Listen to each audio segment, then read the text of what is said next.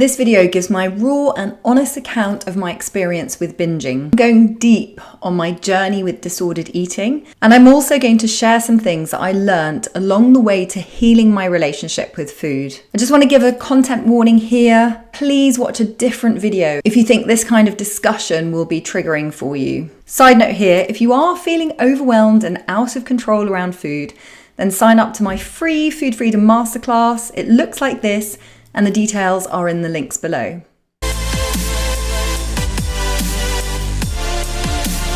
So first up, I want to share with you the things that I did that I know kept me binging for longer than perhaps I would have if I'd known about these things. The first thing is restriction. When I was at the height of my binging, I was very much entrenched in that dieting mindset. I was trying very hard to lose weight, so I would severely restrict the amount of food that I was eating in a day, and I now realise that this is what made the binges worse. The second is the guilt and shame that I felt surrounding this behaviour. I was binging at a time before social media, before easy access to the internet. So I really had no idea that what was happening to me was something that other women were experiencing as well. I like to think that maybe I would have sought help sooner if I had known that there was stuff that I could access, like podcasts or forums, but none of this was available. I felt like I was hiding a dirty little secret. I didn't tell anyone, so there was a lot of guilt and shame around what I was doing. I do wonder if I had known that my experience was something that other people experience,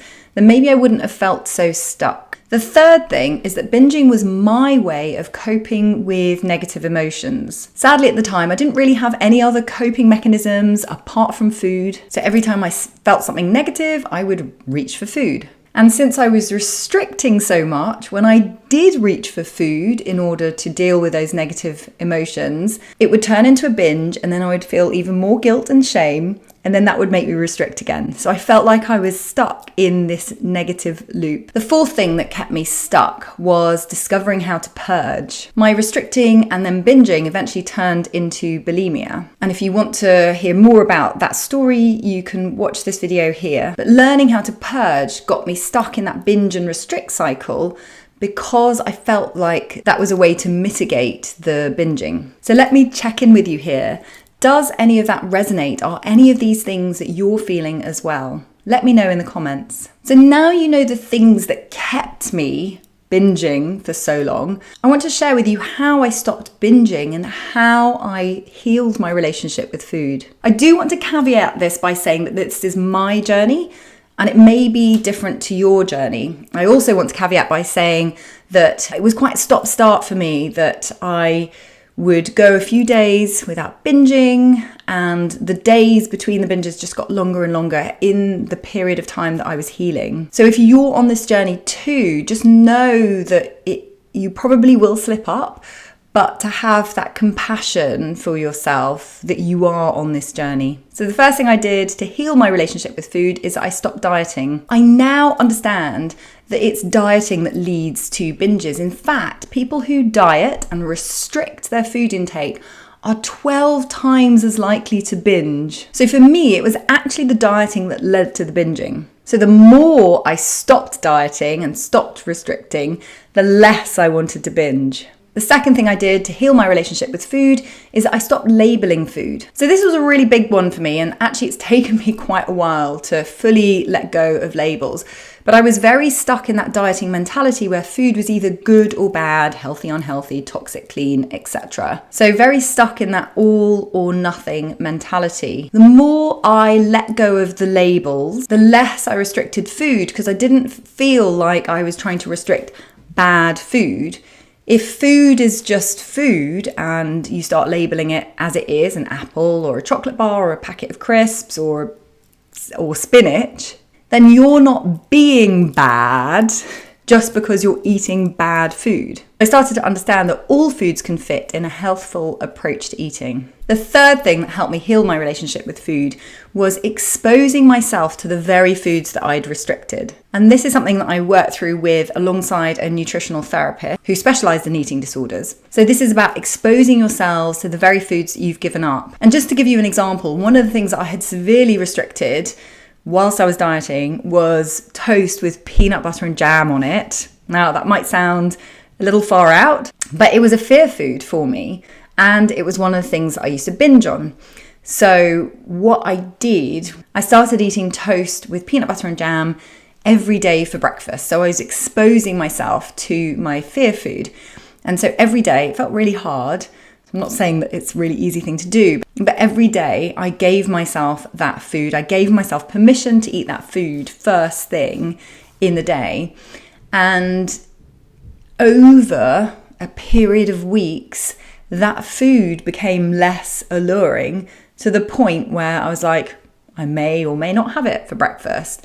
The fourth thing that helped me heal my relationship with food was enjoying previously restricted foods in a mindful way.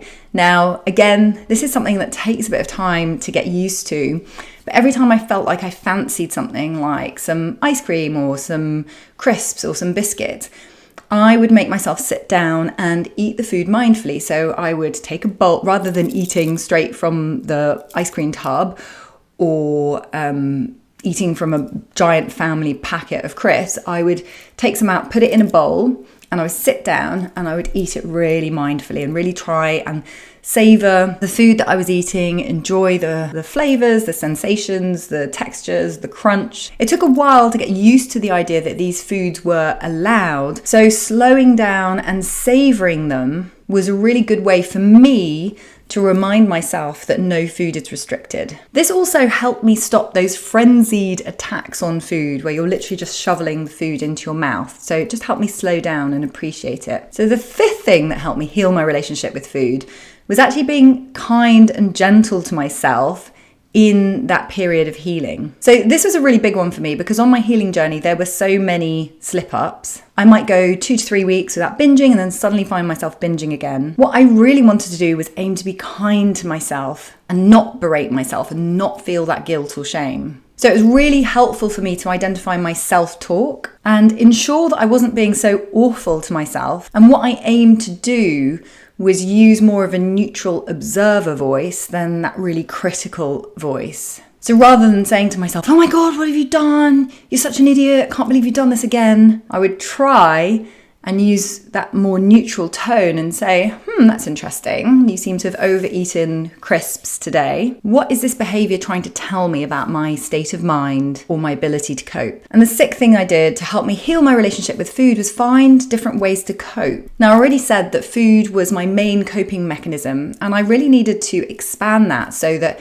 if I had a stressful day at work or something happened, then I wasn't immediately running to the fridge. I had different things to do. So I started doing yoga. A bit later on, learned to meditate. I did lots of things that could be used as different ways to cope with those negative emotions. And honestly, I really do believe that it's okay to cope with your negative emotions using food from time to time. I think it becomes problematic where that's the only thing that you ever do, and that was me. So finding a broader range of things that I could do, journaling, speaking to a friend, leaving voice notes, going for a walk, those kinds of things just really helped. And I talk a lot more about this in this video here on emotional eating. So if you're interested, take a look. So I really hope that you find these tips helpful and that they can help you in your journey to healing your relationship with food. As always, I have added some links and some resources below. And there's 2 books that I really recommend. So one is Body Positive Power. This is a lovely story about someone recovering from an eating disorder. And the other is called Just Eat It. And this is about healing your relationship with food, and it's got so many other tips more beyond what I've talked about today. And if you're ready to make peace with food, then you can sign up to my free Food Freedom Masterclass. It looks like this, and the details are in the links below. So check out these videos next for more food freedom, health and mindset tips. And if you like this video, give it a thumbs up, subscribe to my channel, and go ahead and share this with anyone you feel might benefit from learning about how to heal their relationship with food. Bye for now.